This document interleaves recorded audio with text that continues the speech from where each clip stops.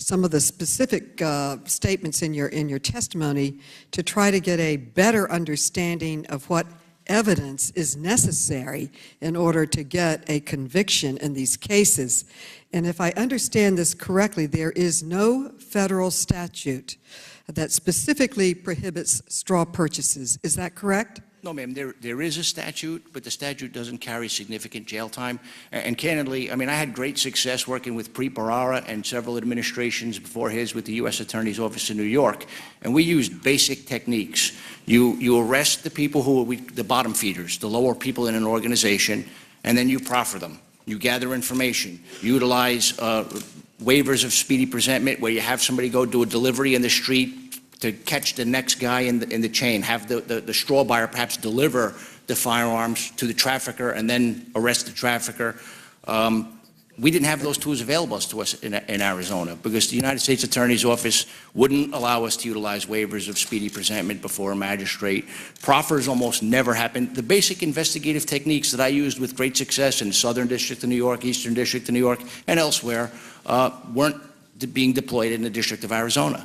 Well, working with my staff, when we looked into it, straw purchases are typically charged under Section 922 and 924 of the Criminal Code, and these sections make it a crime to knowingly make a false statement. And in this case, the false statement would be when a straw purchaser lies on a Form 4473 when he or she makes a straw purchase. This was the way that they went after straw purchases in other states. Are you aware with this of these two sections and knowingly making a false statement? Are you aware of that particular? I am, ma'am. Okay. And again, I'll just state that in many instances, these cases weren't prosecuted by the U.S. Attorney's Office. But I want to get back to the false statement.